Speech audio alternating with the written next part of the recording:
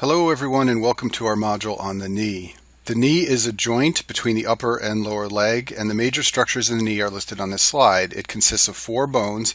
The first is the femur. This is the upper leg bone, and then there are two lower leg bones, the tibia and the fibula, and then finally the patella is a bone that sits in front of the knee. It's often called the kneecap. There are four ligaments. Two of them are cruciate ligaments, the anterior and posterior cruciate ligaments, and then there are two collateral ligaments, the medial and lateral collateral. And then finally, there are two menisci, which are structures that serve as cushions. There's a meniscus shown here in this drawing. There's the medial and lateral meniscus. So in the next few slides, we'll go through all of these structures and talk about exactly what they do in the knee joint, and then we'll finish the video by talking about the problems that occur when one of these structures breaks down. The femur, as I said before, is the upper leg bone shown in red in the drawing on the right side of the screen. And what you need to be aware of is that where the femur meets the knee joint here, there are two bumps called condyles. One is medial, it's called the medial condyle. The other one is lateral, it's called the lateral condyle. And those will be important when we talk about the attachments of some of the ligaments in the knee. Other bones of the knee joint are shown on this slide. There are two bones in the lower leg. The tibia is the larger bone, the fibula is the smaller bone, and just like the femur, the tibia has a couple of bumps called condyles. There is a medial condyle and a lateral condyle. A number of muscles insert here. There's also a little bump on the front of the tibia called the tibial tuberosity. This is where a ligament that attaches to the patella inserts. And then finally, the patella or kneecap bone is shown in the bottom right side of the screen. Now let's talk about the cruciate ligaments. The word cruciate means cross-shaped, and there are two cruciate ligaments, the anterior cruciate ligament or ACL and the posterior cruciate ligament or PCL. And the reason they're called cruciate is because they cross each other and form an X. They're both found in the middle of the knee joint. You can see them in this drawing on the screen here. The ACL is here and the PCL is in the back, and they cross each other and form an X. The anterior cruciate ligament gets its name because it runs from the lateral femoral condyle, shown here in this picture, to the anterior tibia. That's why it's called the anterior cruciate ligament. And the job of this ligament in the knee joint is to resist anterior movement of the tibia. If you try to pull the tibia forward in the lower leg, that movement is resisted by the anterior cruciate ligament. The posterior cruciate ligament runs from the medial condyle of the femur to the posterior tibia. That's why it's called the posterior ligament. And the job of this ligament is to resist posterior movement of the tibia. If you try to push the tibia backwards against the knee joint, that movement is resisted by the PCL. They like to show you MRIs of the knee on your Step 1 board exams, and you don't need to be an expert radiologist, you just need to be able to find some basic structures. So let's talk about that now. The first thing I recommend you do when you see an MRI of the knee is to orient yourself by finding the patella. The patella is easy to identify. It's right here in the image on the left, it's here in the image on the right, and the patella is always the anterior portion of the knee. The bone that's towards the top is going to be the femur, and the large bone towards the bottom is going to be the tibia. In the image on the left, you can see this black structure running and attaching to the anterior tibia. Therefore, that must be the anterior cruciate ligament. In the image on the right, we've got another black structure attaching to the posterior tibia, so that must be the PCL. And here's another MRI where the two ligaments are shown in the same image. Once again, you can orient yourself by finding the patella. The upper bone is the femur, the lower one is the tibia, and you can see the ligament that attaches to the anterior portion is the ACL, and the one that attaches to the posterior portion is the PCL. Now let's talk about the collateral ligaments. These are bands that run down the lateral and medial side of the knee. If you look at this picture on the bottom left side of the screen here, this is the patella, so that's the front of the knee, and we've got the medial collateral ligament or MCL on the medial side, and we've got the lateral collateral ligament or LCL on the lateral side. If you look at the right picture, the knee is turned differently so that you can more easily see the lateral collateral ligament over here, and the medial collateral ligament is more hidden. So both of these run down the side of the knee, and their job is to resist valgus and varus deformities of the knee. So let's talk about what these two words mean now. A valgus deformity of a joint means that the distal bone in a joint moves away from midline. So in the case of the knee, a valgus deformity means that the patient will become knock-kneed and the lower leg will be abducted or moved away from midline.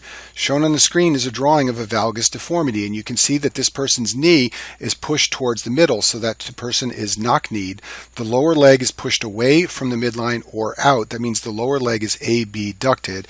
And the way I've always remembered what a valgus deformity deformity looks like is just remember that the V in valgus is for an upside down V that the patient's lower legs form. That's always worked for me. A varus deformity is the opposite. In this case, the lower leg is pushed towards the midline. This means that the patient will become bow-legged with the knee pushed out, and the lower leg will be adducted or pushed towards midline. So the job of the collateral ligaments is to resist these types of deformities of the lower leg and the knee. So the medial collateral ligament attaches from the medial epicondyle of the femur to the medial condyle of the tibia. If we go back to this picture of the femur, the lower part of the femur that forms the knee joint has two large bumps called the lateral condyle and the medial condyle, as I told you before. In addition, there are two smaller bumps on the outside of the knee. One's right here, the other is right here. They are called epicondyles. There's a lateral epicondyle and a medial epicondyle, and these are important as insertion sites for the collateral ligaments. So the MCL runs from the medial epicondyle of the femur to the medial condyle of the tibia, and its job is to resist valgus or knock-knee stress. And this should make sense to you. It's on the medial side, so it's going to resist the knee from coming towards the middle and forming a knock-kneed situation for a person with their two legs. The lateral collateral ligament runs from the lateral epicondyle of the femur to the head of the fibula. If you look at this drawing on the screen here, the lateral collateral ligament is shown here. It attaches to a portion of the femur called the lateral epicondyle. The other end of the ligament attaches to the fibula, so the smaller of the two lower leg bones, not the tibia like the medial collateral ligament. And the job of the lateral collateral ligament is to resist outward stress away from the midline of the body. This is called a varus stress. It's the type of stress that tends to make the legs appear bowed out or bow-legged. The last important structure in the knee joint we need to discuss are the two menisci. These are two crescent-shaped pads found in the medial and lateral portions of the knee joint. They're made up of fibrous tissue and cartilage, and they sit between the tibia and the femoral condyles. If you look at this drawing on the bottom right side of the screen, this is a meniscus shown here. You can see that it sits between the tibia at the bottom and the femur at the top. In MRI images, the menisci usually look black, so this is one of them here, and this is the other one right here. It's this triangular shaped thing here on either side of the knee joint. So if you understand the slides I just went through on knee anatomy and the function of the structures, then it's very easy to understand knee injuries. Knee injuries often involve tears of either the ligaments or the menisci. They usually present with swelling and a feeling of instability in the knee. Patients often complain of a sensation that their knee will give out. Shown on the screen is an example of a knee injury. You can see that the right knee of this patient is swollen and injured. Let's start by talking about an ACL injury of the knee. This is the most commonly injured knee ligament, and this usually occurs due to a non-contact athletic injury. It's often a person who is running or jumping and makes a sudden change of direction, like cutting or pivoting. If you watch a lot of NFL football, this is a classic injury to occur in a running back who makes a sudden change in direction to try and avoid a tackle. This is usually not caused by someone having trauma to their knee, like being tackled on their knee joint. And classically, the patient reports a sense of a pop in the knee. So when this injury occurs, the knee will be swollen and unstable, and the way you can make the diagnosis of this at the bedside is to put the patient in a supine position lying on their back and test for the anterior draw sign. The way you do this is you bend the knee at a 90-degree angle and you pull the tibia forward. And remember what I told you before, the ACL resists forward movement of the tibia. If you see exaggerated forward movement greater than normal, that suggests an ACL tear. There's also another test called the Lockman test. It's the same as the drawer sign, but you use a 30-degree angle. But the point here, and what you want to remember for your boards, is that the job of the ACL is to resist anterior forward movement of the tibia, and that's what will be abnormal if the ACL is torn. Posterior cruciate ligament injuries, in contrast, often occur from trauma. They typically happen when there's a force directed posteriorly at the knee. The classic cause is a so-called dashboard injury. It's a car crash where the person's knee goes into the dashboard and pushes the lower leg backwards and tears the PCL. And you can diagnose the PCL at the bedside by testing for the posterior draw sign. It's very similar to the anterior draw sign. You put the patient supine on their back, you bend the knee at 90 degrees, and you push the tibia backwards. If it moves backwards more than normal, that suggests a PCL tear, because remember, the job of the PCL is to resist posterior movement of the lower leg. The MCL is often injured by a valgus stress. Remember, it's found on the medial side of the knee, so a stress that pushes the knee medially or pulls the lower leg laterally can stress that ligament and can potentially tear it. This could be a contact injury, like if someone is tackled in a football game from the side of their knee. It can also be a non-contact injury if the person twists their lower leg and knee. On physical exam, what you see in an MCL tear or injury is abnormal passive abduction of the knee. So to do passive abduction, what you do is apply a force to the lateral side of the knee. That's a valgus stress. So you push the knee inward, and then you bring the lower leg outward. That's abduction. That's why it's called passive abduction. So you're passively moving the lower leg away from midline. The knee is being pushed towards the midline. And if there's an MCL tear, the medial space will widen. Remember, the MCL runs down the medial space. So if it's torn, that space will widen when you perform this passive abduction maneuver. The unhappy triad is a triad of knee injuries that are common in contact sports. They occur when lateral force is applied to the knee when the foot is planted. Basically, if the person has their foot planted and someone whacks them from the side and pushes the knee towards the midline, that's what causes the unhappy triad. It was originally described as 3 knee injuries: an ACL tear, an MCL tear or sprain, and a medial meniscal tear. There are more modern studies that now suggest that it's actually the lateral meniscus that is more commonly injured in the unhappy triad and not the medial meniscus. There's a reference at the bottom of the screen if you want to read more about this. And here's a picture to show you how this happens. So this is the outside of the knee, the lateral side of the body. A force comes in this way. You can just imagine a football player tackling a person. It pushes the knee towards midline. What that's going to do is tear the ACL, tear the MCL, and it will also tear the medial meniscus. Although, as I said before, the lateral meniscus is also often injured.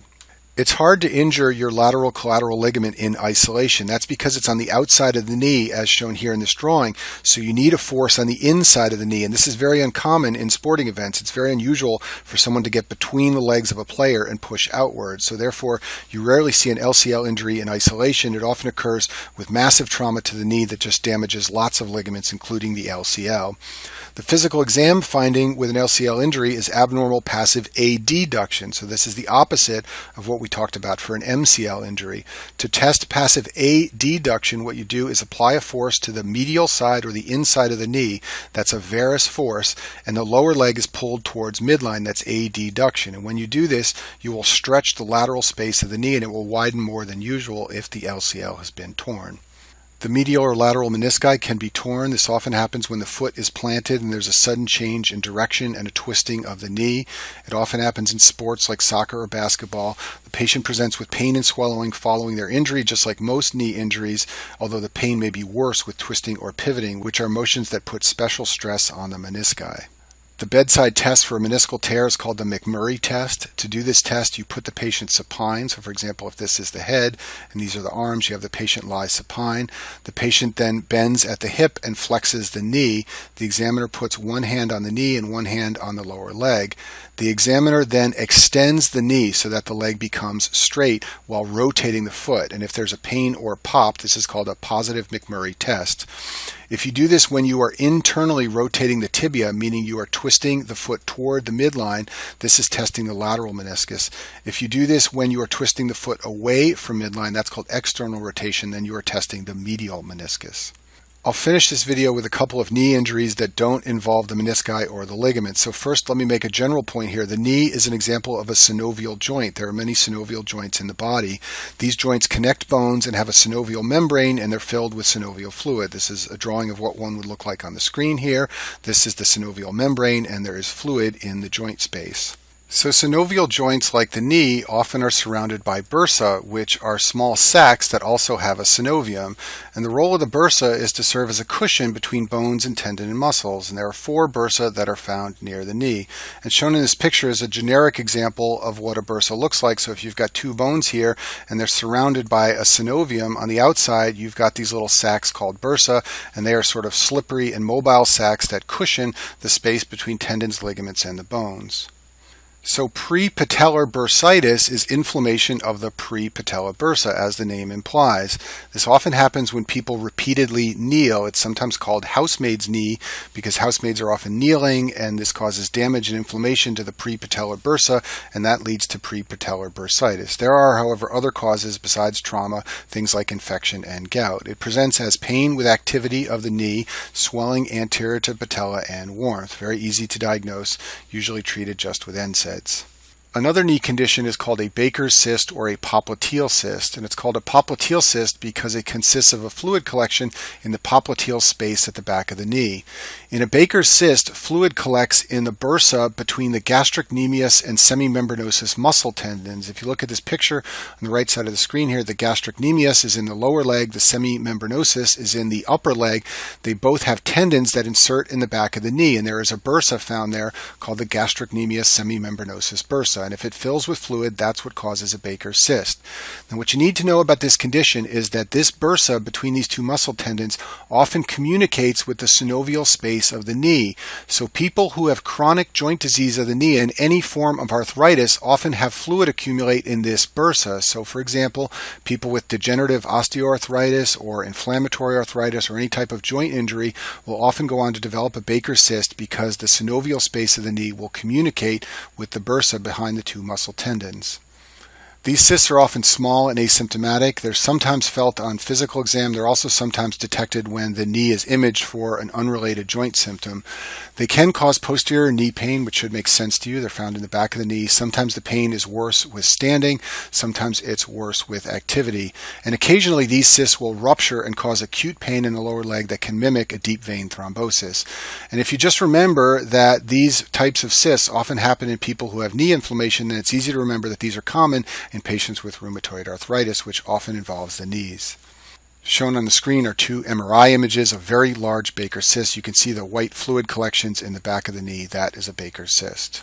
Osgood-Schlatter disease, which is also called tibial tuberosity avulsion, is a disorder that occurs in children where they develop pain and swelling at the tibial tubercle from overuse of the knee. The tibial tubercle is a swelling in the tibia shown here in the picture where the patellar tendon inserts. So from overuse with the patellar tendon tugging on the tibia at this point, that can lead to pain and swelling. And one of the key things you need to know about this portion of the tibia is that this is the secondary ossification center of the tibia. This is a tie-in with bone biology and bone development. Our long bones ossify in utero. They're initially cartilage, but they ossify into bones at two centers. One's called the primary center, one's called the secondary center. And the secondary center of ossification is what eventually becomes the tibial tubercle, which is what becomes painful and swollen in Osgood-Schlatter disease. This is usually a benign condition. It's usually self-limited. It will be a child who presents with pain and swelling just below the kneecap. I'll finish this video by discussing a patellar fracture. This results from trauma to the knee. It presents as a swollen, painful knee.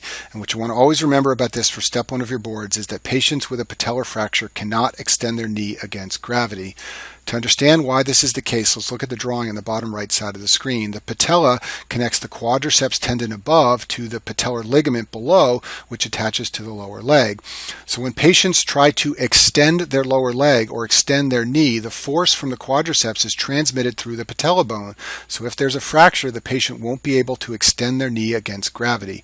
This indicates some reason for loss of knee extension. The classic cause is a patellar fracture, although you can also see this if there's a tear in the quadriceps tendon, and you can also see this if there's injury to the patellar tendon. And it's usually diagnosed by x-ray. This is a picture of a patellar fracture on the top right side of the screen here. You can see that the patella bone, which is on the left side of the image, has a fracture down the middle. And that concludes our video on the knee.